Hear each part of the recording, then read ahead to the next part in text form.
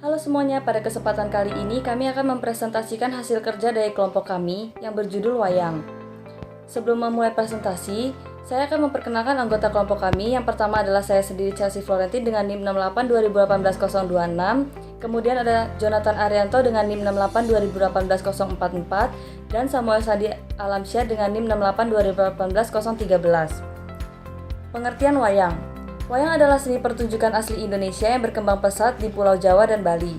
Pertunjukan ini juga populer di beberapa daerah seperti Sumatera, dan Semenanjung Malaya juga memiliki beberapa kebudayaan wayang yang terpengaruh oleh kebudayaan Jawa dan Hindu. Sejarah wayang. Wayang adalah karya sastra dan kebudayaan asli dari Indonesia yang paling tua dan diperkirakan sudah ada sejak 1500 tahun sebelum Masehi dari nenek moyang suku Jawa. Hal ini menjadi bukti bahwa bangsa Indonesia sudah memiliki peradaban yang tinggi sejak ribuan tahun lalu. Ada sebuah penemuan wayang kulit tertua yang diperkirakan sudah berusia ribuan tahun dan berasal dari abad 2 Masehi.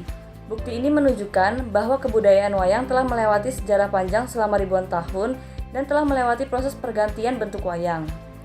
Penelitian menunjukkan bahwa wayang pertama kali dibuat menggunakan rumput yang diikat sehingga bisa membentuk perumpamaan wujud manusia. Tujuannya untuk menceritakan tentang kisah atau legenda masa lalu agar manusia bisa mengingat tentang sejarah nenek moyangnya. Walaupun dahulu kala nenek moyang kita belum mengenal tulisan, namun mereka sudah pandai dalam menyimpan kisah sejarah agar abadi dan bisa diceritakan kepada banyak orang. Sunan Kalijogo melengkapi pertunjukan wayang dengan menambahkan gamelan sebagai iringan musik. Hal tersebut membuat pertunjukan wayang semakin indah dengan adanya lantunan irama gamelan yang bisa terdengar di telinga. Wayang berkembang ke seluruh tanah Jawa dan pembuatan model wayang juga semakin banyak serta memiliki ragam jenis tokoh wayang agar mudah dikenali. Hal ini membuat perkembangan wayang di beberapa tempat memiliki bentuk yang berbeda baik dari segi cerita maupun iramanya. Perkenalkan, nama saya Jonathan Arianto. Jadi pada kesempatan kali ini saya akan menjelaskan tentang ragam-ragam wayang yang terdapat di Indonesia. Yang pertama yaitu wayang kulit. Wayang kulit merupakan salah satu wayang yang paling terkenal di Indonesia. Wayang kulit ini sangat populer dan sering ditampilkan terutama di Jawa Tengah dan Jawa Timur. Wayang ini berbentuk pipih dan terbuat dari kulit kerbau atau kambing. Di Bali dan Jawa, pertunjukan wayang kulit seringkali menggabungkan cerita-cerita Hindu dengan Buddha dan Islam.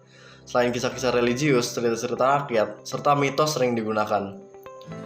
Wayang kulit dimainkan oleh seorang dalang yang merupakan narator dialog tokoh-tokoh wayang dengan diiringi oleh musik gamelan. Dayang memainkan wayang kulit di balik kelir, yaitu layar yang terbuat dari kain putih. Sementara di belakangnya disorotkan lampu listrik atau lampu minyak sehingga para penonton yang berada di sisi lain dari layar dapat melihat bayangan wayang yang jatuh ke kelir. Lalu yang kedua ada wayang golek. Wayang golek adalah salah satu dari jenis-jenis wayang yang terbuat dari bahan kayu yang merupakan hasil perkembangan wayang kulit dari keterbatasan waktu supaya dapat ditampilkan pada siang atau malam hari. Pertunjukan ini dilakukan menggunakan wayang 3 dimensi yang terbuat dari kayu. Jenis-jenis wayang ini populer di Jawa Barat. Ada dua macam-macam wayang golek, yaitu wayang golek papak cepak dan wayang golek purwa. Lalu yang ketiga ada wayang wong. Jenis-jenis wayang ini adalah sebuah drama tari yang menggunakan manusia untuk memerankan tokoh-tokoh yang didasarkan pada kisah-kisah wayang tradisional. Pertunjukan wayang wong dipentaskan langsung oleh orang atau manusia dengan busana seperti wayang. Cerita yang sering digunakan adalah Semara Dahana. Awalnya wayang wong dipertunjukkan sebagai hiburan para bangsawan, namun kini menyebar menjadi bentuk kesenian populer dalam pertunjukan wayang orang. Fungsi dalang yang merupakan sutradara tidak seluas seperti wayang kulit. Lalu yang keempat ada wayang beber. Wayang beber merupakan salah satu wayang tertua di Indonesia. Dalam pertunjukan narasi ini, lembaran gambar panjang dijelaskan oleh seorang dalang. Wayang beber tertua dapat ditemukan di Pacitan, Donorojo, Jawa Timur. Selain dari kisah-kisah Mahabharata dan Ramayana, wayang beber juga menggunakan kisah-kisah dari cerita rakyat seperti kisah Asmara Panji Asmoro Bangun dan Dewi Sakartaji. Lalu yang terakhir ada wayang suluh. Pementasan wayang suluh ini umumnya bertujuan untuk memberikan penerangan atau penyuluhan pada masyarakat. Wayang ini terbuat dari kulit dan diberikan pakaian lengkap seperti layaknya manusia. Gambarannya pun mirip manusia, sementara ceritanya diambil dari kisah perjuangan bangsa Indonesia melawan penjajah. Oke, di sini saya akan melanjutkan presentasi dari teman saya.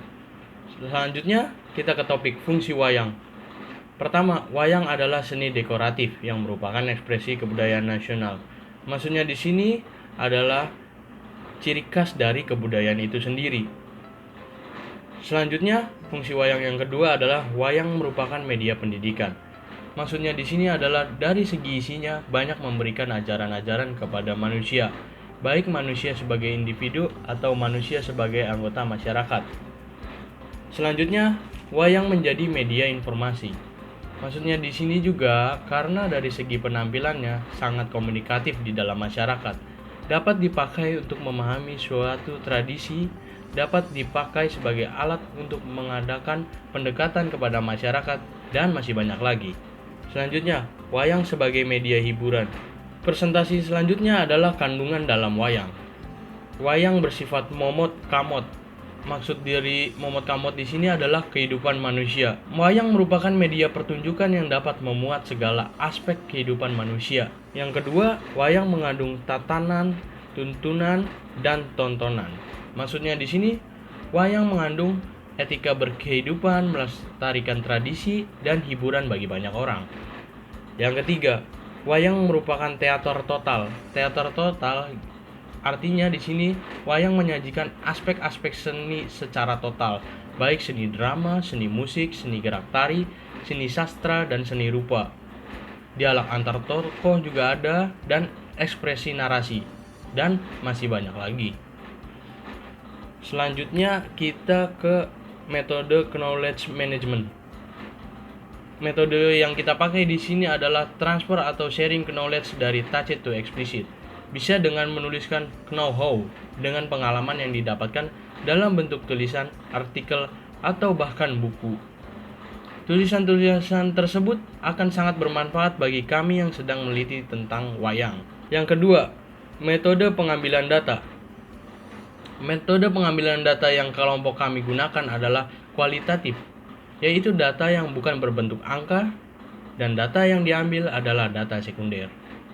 Alasan kami menggunakan data sekunder adalah tidak bisanya kami turun bersosialisasi kepada narasumber dikarenakan masa pandemi COVID-19 ini.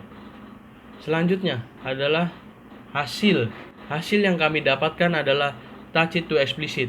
Adalah metode yang bisa dibilang paling mudah dalam pengimplementasiannya dalam kerajinan wayang ini.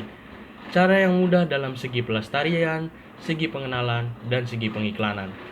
Pada masa modern ini, jurnal dan buku-buku bisa diakses di mana saja dan kapan saja. Dengan tacit to explicit, pengalaman yang disalurkan dalam bentuk tulisan, artikel, bahkan buku. Jadi, baik orang luar negeri maupun dalam negeri dapat mengetahui budaya kesenian wayang ini. Sekian dari kelompok kami. Pamit undur diri, terima kasih.